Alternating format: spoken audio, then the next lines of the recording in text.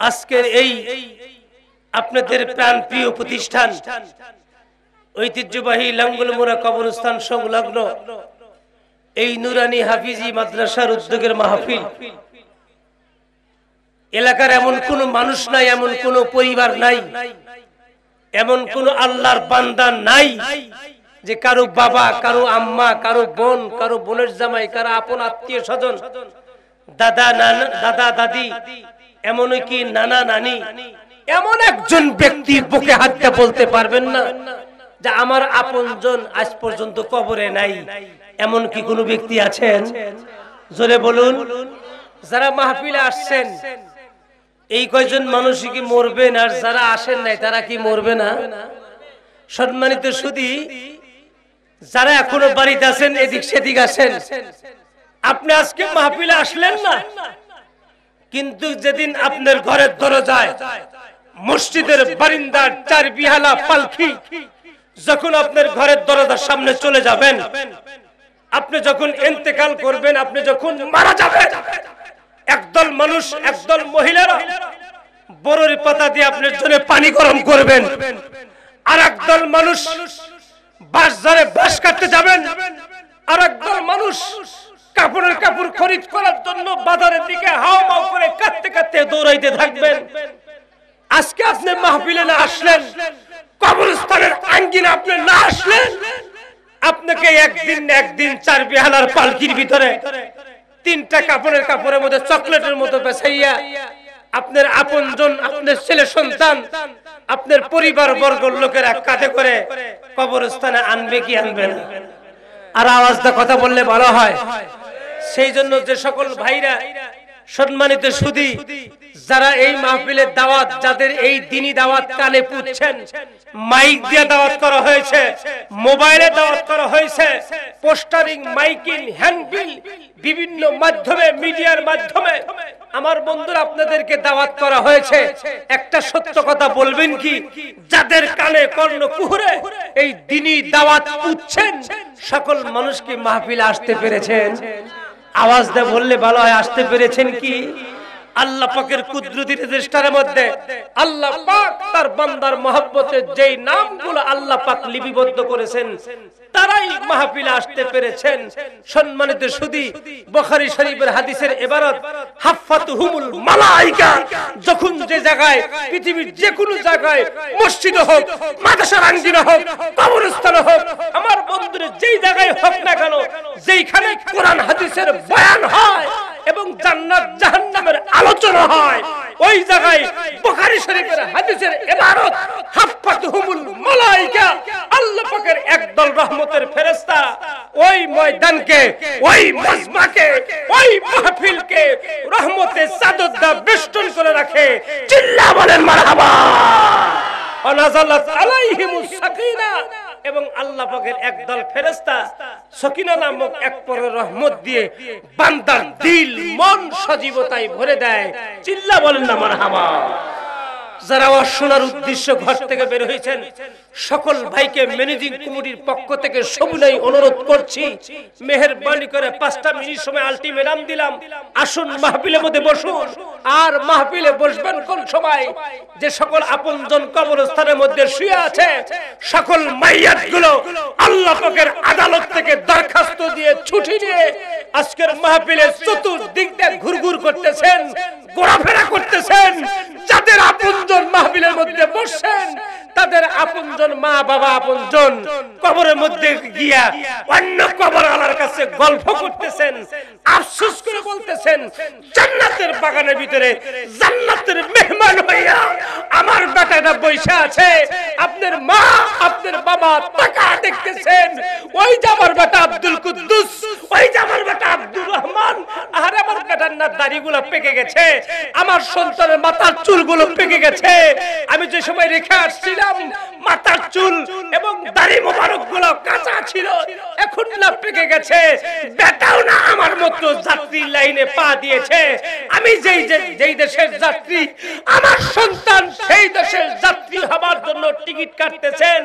ও দুনিয়ার মুসলমান ভাইরা, আর যাদের ছেলে সন্তান এখনো মাহফিলের মধ্যে বসে নাই, তাদের মা বাবার চেহারা, তাদের মা বাবার মনটা বলো ভারাক্রান্ত, কবরের ভিতরে যে বসে বসে কাঁদতেছেন, কপাল পরা সন্তান, তোর আজকের দিনটা কি সময় হলো না?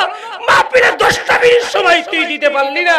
সেই জন্য ম্যানেজিং কমিটির পক্ষ থেকে সকল ভাইকে সবিনয়ে অনুরোধ করছি, স্বেচ্ছাসেবক ভাইরা যারাই যাদের যে কাজের জন্য নিয়োজিত করা হয়েছে সেগুলা বাদ দিয়ে যেগুলা মানুষ আমরা এদিক সেদিক ঘোরাফেরা করতেছি, মেহেরবানি করে আসুন মাহফিলের ভিতরে 10টা মিনিট সময়, আধা ঘন্টা সময় দিন। না জানি হতে পারে আজকের মাহফিল যদি আল্লাহ পাক কবুল করেন, জিন্দেগিতে কোনো আমল যদি আল্লাহ পাক আপনার কবুল না করে, আজকের এই মাহফিলের ইজ্জতের খাতিরে আল্লাহ পাক আমার আপনার জন্য চির সুখত কারণ শান্তি নিকেতন একটা সোনার জান্নাত আল্লাহ বরাদ্দ করে দিতে পারে। সেই জন্য আর ওয়াজ করব না, মানুষ মাহফিলে বসার ব্যাপারে আর বয়ান করব না। যে সমস্ত স্বেচ্ছাসেবক ভাইরা আছেন, যারা এদিক মাহফিলের বাইরে এদিক সেদিক ঘোরাফেরা করতেছেন, মেহেরবানি করে তাদের পিঠের মধ্যে একটা আদরের ছাপ দিয়ে মাহফিলের মধ্যে বসা দিন। 30 পারা কোরআন শরীফ, তার মধ্যে সবচাইতে বড় সূরা যেটা, 2 নম্বর সূরা সূরাতুল বাকারা। কি নাম বললাম? কথা কয় না। সূরাতুল বাকারা 3 নম্বর পারা, 6 নম্বর পৃষ্ঠা, 280 নম্বর আয়াত আমি আপনাদের খেদমতে তেলাওয়াত করেছি। সম্মানিত সুধী, এই আয়াতের সাথে মিল রেখে নবী পাকের অসংখ্য হাদিসে মোবারকা থেকে ছোট্ট একটা হাদিস আয়াতের সাথে মিল রেখে আমি আপনাদের খেদমতে তেলাওয়াত করেছি। আল্লাহ পাকের কাছে পুরো আস্থা রেখে তেলাওয়াতকৃত আয়াত, কথিত হাদিস থেকে কিছু কথা আমি আপনাদের সামনে উপস্থাপনা করার জন্য নিয়ত করেছি। আল্লাহ পাকের কাছে দোয়া করেন, আল্লাহ পাক যেন তার গোলামের মুখ থেকে এমন কিছু দামি কথা আমার মুখ দিয়ে আল্লাহ পাক বের করে দেন, যেই কথাগুলো আল্লাহ পাক দুনিয়াতে এবং আখিরাতে আমাদের উপকারে আসে, কাজে আসে। আমিন বলুন। অনেকেই জবান খুলে কয় না আমিন। সম্মানিত সুধী, আমি আর ভূমিকা লম্বা কথা বলতে চাচ্ছি না। এখন আমি আমার মূল আলোচনার দিকে যেতে যাচ্ছি। আপনারা কি আমার ভাষা বুঝতেছেন? আমি আপনাদের এলাকারই কৃতি সন্তান। আমি তো আর বগুড়ার ভাষা কথা করছি না। ও ভাক্কা মারাচ্ছু, একবার কোলে কিলে শুইতে ভালা দে মনে দেখিস ডিম পান্টিটা লিয়ে তোরে, পান্টিটা লিয়ে শুইতে ভালা, এখানে ভাক্কা মারাচ্ছে। এটা হলো বগুড়ার ভাষা। কথা কয় না। টাঙ্গালে যাবেন কেবা আসেন গো, ওরে খুদাই গো কোন সময় আসলেন, এটা টাঙ্গালের ভাষা। আছে না নাই? সম্মানিত সুধী, এক একটা দেশে এক একটা ভাষায়, এক একটা এলাকায় এক একটা দেশের এক একটা জেলায় এক একটা ভাষা, এটা আঞ্চলিক ভাষা। সম্মানিত সুধী, আমি আপনাদেরকে আমার দেশের ভাষা, আমরা সিরাজগঞ্জের মানুষ, সিরাজগঞ্জের ভাষা এমন কোন জেলা নাই, এমন কোন এলাকা নাই, এমন কোন বিভাগ নাই আমাদের ভাষা বলে না। চিটাগাং নোয়াখালী যাবেন, ও দেশের ভাষা তো বুঝবেন, এ পুয়া ইজ্ঞায়ো, এ পুয়া ইজ্ঞায়ো, এটা কুমিল্লা নোয়াখালীর ভাষা। তাদের ভাষা আর একজন দোভাষী লাগে আমাদের দেশের মানুষকে বুঝাইতে। কিন্তু আমাদের ইন্টারন্যাশনাল বাংলা ভাষা, আমাদের বাংলাদেশের, এই বাংলাদেশের ইন্টারন্যাশনাল ভাষা আমাদের সিরাজগঞ্জের ভাষা। বাংলাদেশের এমন কোন জেলা নাই, এমন কোন বিভাগ নাই যে আমাদের দেশের ভাষা বোঝে না। কথা বলেন, ঠিক বললাম না ভাই? ঠিক বললাম। লম্বা কথা বলতে চাই না, চলুন আমরা বিতাড়িত শয়তান থেকে আবার পালাতে আমি আমার মূল আয়াতটা তেলাওয়াত করি। আপনারা আমার সাথে যারা পারেন বলবেন, পড়ুন বিসমিল্লাহির রহমানির রহিম। ওয়াত্তাকু ইয়াওমান তুরজাউনা ফীহি ইলাল্লাহ সুম্মা তুওয়াফা কুল্লু নাফসিম মা কাসাবাত ওয়া হুম লা ইযলামুন।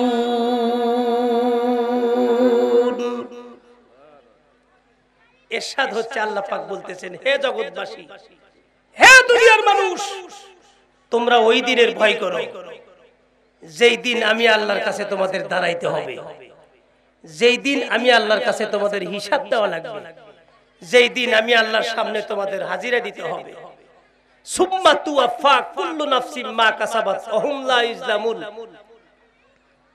অতঃপর তোমাদেরকে আল্লাহ পাক তোমাদের সারা জীবনের পারিশ্রমিক, তোমরা যা কিছু ইবাদত বন্দেগী, কেউ নামাজ পড়ছো, কেউ পড়ো নাই, কেউ যাকাত দিছো দেও নাই, কেউ হজের উপযুক্ত হইছো হজ করো নাই, পর্দা করো নাই।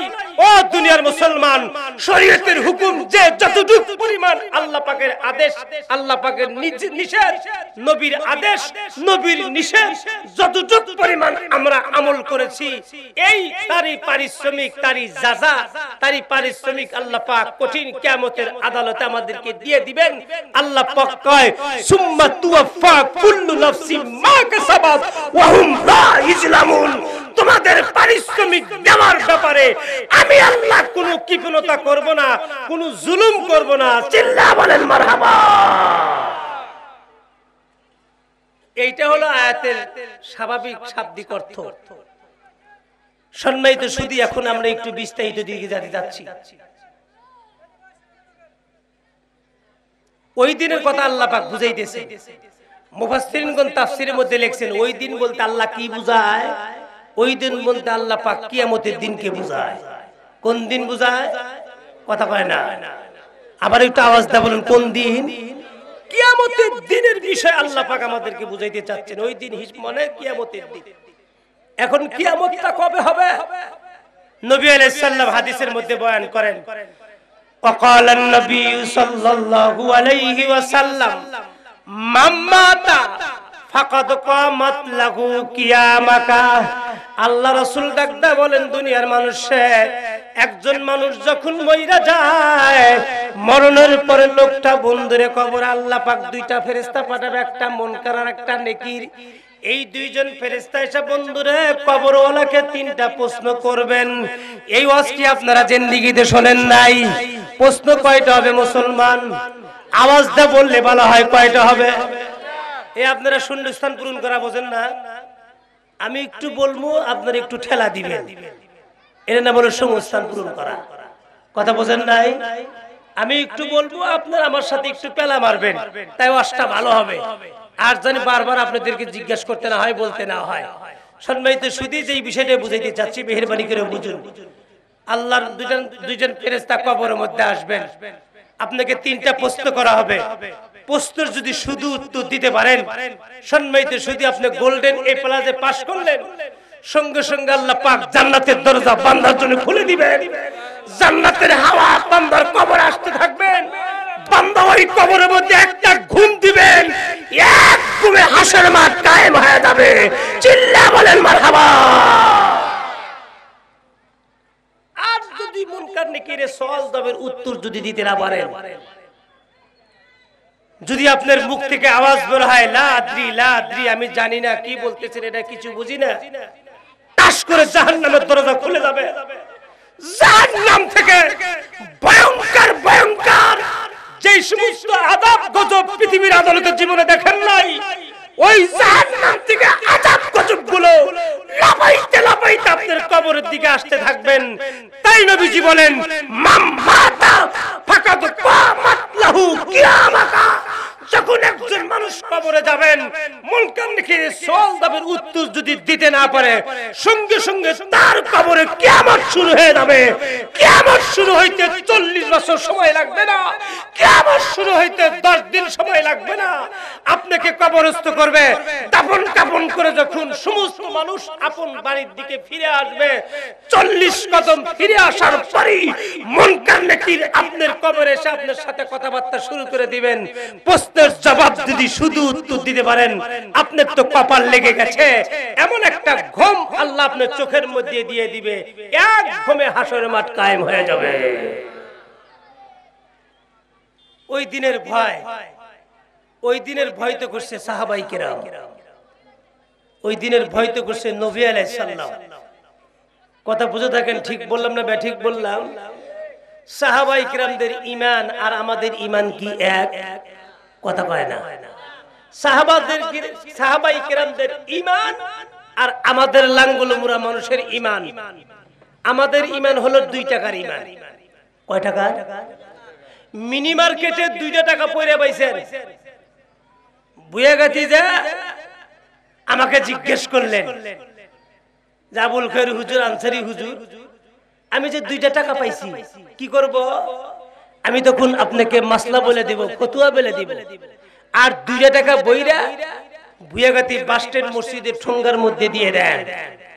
আপনার সাথে আর 2-4 টাকা বইরা ঠোঙ্গার মধ্যে দিয়ে দিলেন, ওই ব্যক্তি যদি তারপরের দিন বুয়াগাতি বাজারে 5,000 টাকার বান্ডিল পায়, ও কি আর ফতুয়া জিজ্ঞেস করবে?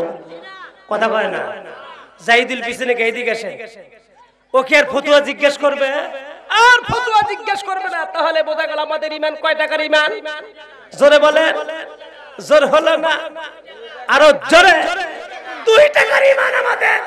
সাহাবায়ে কেরামের ঈমান, সাহাবায়ে কেরাম তো ওই দিনের ভয়ে, কিয়ামতের দিনের ভয়ে তারা পৃথিবীর আদালতে ঘর বাড়ি বিটা জমি কিচ্ছু করে নাই।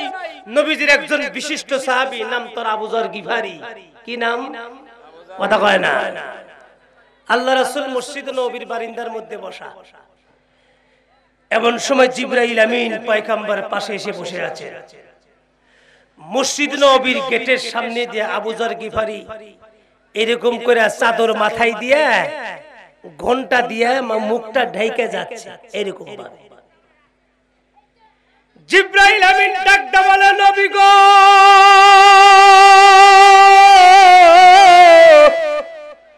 ওই যে একজন সাহাবী অতিক্রম করতেছেন, ওই সাহাবী কি চেনেন? নবী আমার ডাক দেয়, অবশ্যই চিনি রে।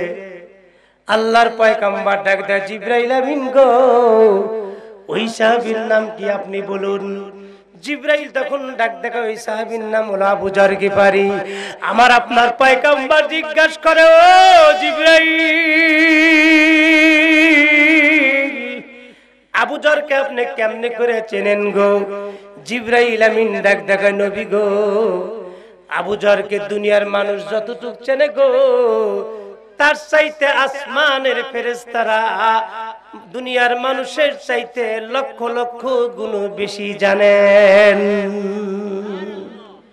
এই বন্ধুরের জলিলুর কদর একজন সাহাবী আবু যর গিফারি দুনিয়ার জমিনে বাড়ি ঘর বিটা বাড়ি কিচ্ছু করে নাই, না আছে তার বাসস্থান, না আছে তার থাকার জায়গা, না আছে তার কোন বন্ধুর ঘর বিটা বাড়ি কিচ্ছু নাই। এ দুনিয়ার মুসলমান, ওই দিনের বৈতো বন্ধুরে, ও আমার ভাইরানের পয়গম্বর ঈসা পয়গম্বর বন্ধুর একজন নবী ছিলেন। এ দুনিয়ার মুসলমান, আমার আপনার পূর্বের পয়গম্বর হযরতে ঈসা রূহুল্লাহ, এই পয়গম্বরের নাম কি আপনারা শুনছেন কি শুনেন নাই? এই পয়গম্বর ওই দিনের ভয়ে বন্ধুরে পৃথিবীর আদালতে ঘর বিটা বাড়ি কিচ্ছু নাই, এমন একজন পয়গম্বর যেই পয়গম্বরের পৃথিবীর আদালতে বাবা নাই, শুধুমাত্র একমাত্র মা ছিলেন। এই ওয়াজ আপনারা বিভিন্ন উলামায়ে কেরামের মুখ থেকে শুনছেন বন্ধুরে। আমার আল্লাহ পাক পৃথিবীর আদালতে বাপ ছাড়া সন্তান পয়দা করতে পারে, আমার আল্লাহ পৃথিবীর আদালতে মা ছাড়া সন্তান পয়দা করতে পারে। আমার আল্লাহ এই পৃথিবীর আদালতে মা বাবা ছাড়া সন্তান পয়দা করার যোগ্যতা আমার আল্লাহর আছে না নাই? আদম পয়গম্বরের বাপের নাম কে বলতে পারবেন? কথা বল না কেন? হাওয়া আলাইহিস সালামের মায়ের নাম কে বলতে পারবেন? আমার আল্লাহ এই পৃথিবীতে तमाम পৃথিবীর মানুষকে কিয়ামত পর্যন্ত আল্লাহ পাকের ইতিহাস, আল্লাহ পাকের কুদরতি খেলা, আল্লাহ পাকের কুদরত तमाम পৃথিবীর মানুষকে বুঝাইতে চাচ্ছে। আমি আল্লাহ বাপ ছাড়া সন্তান পয়দা করতে পারি, আমি আল্লাহ মা ছাড়া সন্তান পয়দা করতে পারি, আমি আল্লাহ বাবা মা ছাড়া সন্তান পয়দা করার যোগ্যতা আমার আল্লাহর আছে না নাই? এই দুনিয়ার মুসলমান আল্লাহ কথা বলতে চাই না। ওই দিনের ভয় আমার ভাইরা রে, খলিফাতুল মুসলিমিন হযরত ওমর ফারুক রাদিয়াল্লাহু তাআলা একজন সাহাবী ছিল না? ছিল না? ওই সাহাবী যখন রাস্তা দিয়ে হাঁটতো, রাস্তার খেরকুটা হাতের মধ্যে নিয়ে আমার বন্ধুর আফসোস করে আর কান্ত আর ডাক দেখায়, ওগো আমার মাবুদ, আমি যদি আল্লাহ আজকে এই জমিনের খেরকুটা হইতাম, মা বোনটা আমাকে ঝাড়ু দিয়ে নিয়ে চুলার পরে নিয়ে ভাত রান্না করতো, তরকারি রান্না করতো, আমি খলিফাতুল মুসলিমিন ওমরের আল্লাহ তোমার আদালতে হিসাব দেওয়া লাগতো না। এ দুনিয়ার মুসলমান, আপনারা বহুত উলামায়ে কেরামের মুখ থেকে শুনেছেন, আশারায়ে মুবাশশিরা 10 জন সাহাবী আল্লাহ পাক দুনিয়ার জমিন থেকেই পয়গম্বর হাত দিয়া জান্নাতের সার্টিফিকেট তাদের হাতের মধ্যে দিয়ে দিয়েছে। আবু বকর সিদ্দিক জান্নাতি, ওমর ফিল জান্নাতি, ওসমান ফিল জান্নাতি, আলী ফিল জান্নাতি। আল্লাহর পয়গম্বর এইভাবে 10 জন সাহাবীর নাম আল্লাহর পয়গম্বরের মুখ দিয়ে ঘোষণা হলো। এই 10 জন সাহাবীর মধ্যে দ্বিতীয় নাম্বার সাহাবী খলিফাতুল মুসলিমিন ওমর ফারুক জান্নাতের সার্টিফিকেট পাওয়ার পরেও রাস্তার খেরকুটা হাতের মধ্যে লইয়া আফসোস করেন মুসলমান। আমি আপনি কয়দিন ওই দিনে বন্ধুরে ভয় আমরা আফসোস করলাম। এ দুনিয়ার মুসলমান, যেই পয়গম্বর ঈসা পয়গম্বরের কথা বলতেছিলাম, ওই ঈসা পয়গম্বর বাইতুল মুকাদ্দাসের হুজরার মধ্যে বসবাস করে। মারহাবা। জেরুজালেমে একটা মসজিদ আছে বাইতুল মুকাদ্দাস। এ দুনিয়ার মুসলমান, পৃথিবীতে উল্লেখযোগ্য 3টা মসজিদ আছে রে। হেরেমে কাবার ভিতরে কোন মানুষ কোন হাজী যদি 1 রাকাত নামাজ পড়তে পারো গো, আমার আল্লাহ পাক তার আমলনামায় 1 লক্ষ রাকাতের নামাজের সওয়াব দিয়ে দেয়।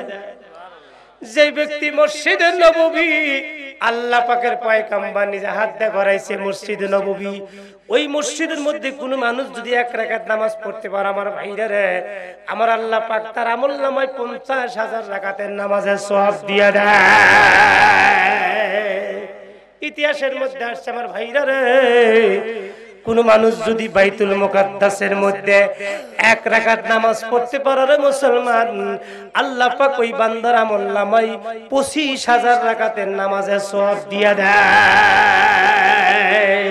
এ দুনিয়ার মুসলমান, যেই মসজিদটা হযরতে সুলাইমান পয়গম্বর আমার ভাইরা রে জিন দেও দত্ত দানব দিয়ে বন্ধুরে সুলাইমান পয়গম্বর যেই মসজিদটা নির্মাণ করেছিলেন, এখন বর্তমান জেরুজালেমে বন্ধুরে খ্রিস্টানদের হাতে ইহুদিদের হাতে বন্ধুরে মসজিদটা চলে গেছেন।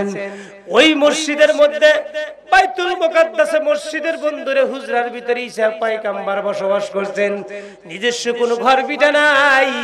ইতিহাসের মধ্যে লেখছে আল বিদানা গ্রন্থের ভিতরে আল্লামা হাফেজ ইমাদউদ্দিন ইবনে কাসির বয়ান করেন আমার ভাইরা রে, ঈসা পয়গম্বর বন্ধুরে একদিন ওই মিশর বন্ধুরে জেরুজালেমের শহরের পাশেই আমার বন্ধুরে বেতেলহাম একটা পাহাড় আছে, ওই পাহাড়ের পাদদেশ দিয়ে বন্ধুর ঈসা পয়গম্বর ঘুরতেছেন। এমন সময় বন্ধুরে পশ্চিম দিক থেকে কালবৈশাখী ঝড় শুরু হয়ে গেল। যখন কালবৈশাখী ঝড়ের মেঘের গুড়িং গুড়িং যখন আওয়াজ আসতেছিল বন্ধু, দুনিয়াটা অন্ধকার হয়ে গেল। ঈসা পয়গম্বর মনে মনে চিন্তা করে, আল্লাহ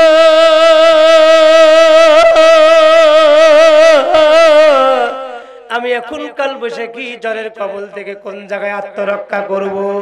ও দুনিয়ার মুসলমান, আল্লাহর পয়গম্বর বেতেলহাম পাহাড়ের চূড়ার মধ্যে উইটা পড়ল। উইটা পড়ার পর বন্ধুরে মনে মনে চিন্তা করলেন একটা গর্তের মধ্যে আশ্রয় লই। এই পয়গম্বর ঈসা নবী আমার ভাইরা খুব ভালো করে দিলটা শুনুন, কালবৈশাখী ঝড়ের কবল থেকে বাঁচবার জন্য ঈসা নবী একটা গর্তের মধ্যে ঢুকতে লাগছেন। গর্তের মুখের সামনে দাঁড়ায় দেখে গর্তের ভিতরে বিশাল একটা সাপ বসে আছে। বিশাল একটা সাপ ফেনা পেতে বসে আছেন। বলুন তো মুসলমান, এই পৃথিবীতে যত বড় বীর বাহাদুর থাক না কেন, যত বড় বিজ্ঞান থাক না কেন, যত বড় কোটিপতি ল্যাম্বোর্গিনির মালিক হোক না কেন, যত বড় বাহাদুর হোক না কেন মুসলমান, কোন বীর পুরুষের সামনে যদি আজদার সাপ যদি ফেনা পাইতে একটু ফস করে শব্দ দেয়, বলুন তো বন্ধুরে ওই বাহাদুরের সমস্ত শক্তি গোটা নিবে কি নিবে না? ঈসা পয়গম্বর চিন্তা করে এর মধ্যে ঢোকার কোনো সম্ভাবনা নাই। আর একটা গর্তের মধ্যে ঢুকতে লাগলেন। এবার গর্তের মুখে গিয়ে দাঁড়ায় দেখে ওই গর্তের মধ্যে একটা বিশাল বাঘ বসে আছে। বলুন তো মুসলমান, বিপদ আগের চাইতে বড় না ছোট? ঈসা পয়গম্বর দ্বিতীয় নাম্বার গর্তের মধ্যে ঢুকতে পারলো না। এবার পয়গম্বর ঈসা তৃতীয় নাম্বার গর্তের মধ্যে ঢুকতে লাগছেন। এবার তৃতীয় নাম্বার গর্তের মুখে গিয়ে দেখে মুসলমান বিশাল একটা সিংহ, দুইটা পা বেঁধে দুইটা ঠ্যাং মিলিয়ে বসে আছেন। বলুন তো মুসলমান, বিপদ আগের চাইতে বড় না আরো ছোট? ঈসা পয়গম্বর আবার কি করলো মুসলমান? ওই পাহাড়ের চূড়ার মধ্যে দুইটা হাত আসমানের দিকে উঁচা করে ডাক দেখো, গো আসমান জমিনের মালিক আল্লাহ, এই পৃথিবীতে সাপের একটা থাকার জায়গা আছে গো, বাঘ ভাল্লুক সিংহর আশ্রয় কেন্দ্র আছে। আমার বাবা নাই, পৃথিবীতে ঘর নাই, বিটা নাই, নিজস্ব কোনো জমি জমা কিচ্ছু নাই গো আল্লাহ। এই কথাগুলো বলতে বলতে ঈসা পয়গম্বর বেথলেহেম পাহাড় থেকে নেমে বন্ধুরে রওনা করছেন। বন্ধু এবার তার বাইতুল মুকাদ্দাসের দিকে। বাইতুল মুকাদ্দাসের হুজরার মধ্যে পয়গম্বর ঈসা গিয়া এই কথাগুলোই মনে মনে জল্পনা কল্পনা করে, আল্লাহ আমাকে দুনিয়াতে পাঠাইলে একটা নিজস্ব বাড়ি নাই, ঘর নাই, বিটা নাই, জমি নাই। এই কথাগুলো যখন পয়গম্বর ঈসা আফসোস করে বলতেছেন, ইতিহাসের মধ্যে লেখছে মুসলমান, এমন সময় আল্লাহ পাকের দুইজন ফেরেশতা আল্লাহ পাকের আদেশ পাইয়া, হুকুম পাইয়া ঈসা পয়গম্বরের দুইটা হাত উত্তোলন করতেছেন।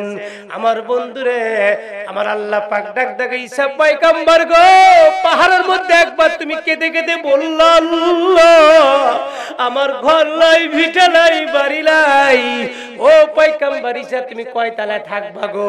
120 তলায় নাকি 1000 তলা থাকবা, নাকি 2000 তলার মধ্যে থাকতে চাও? এর মধ্যে লেখছেন এই কথাগুলো আল্লাহ পাক বলতে বলতেই দুইজন ফেরেশতা ঈসা পয়গম্বরের দুইটা হাত ধরে আল্লাহ পাক এক টান দিয়া আল্লাহ পাক আসমানে উঠাইয়া নিলেন। আল্লাহ কয়, পয়গম্বর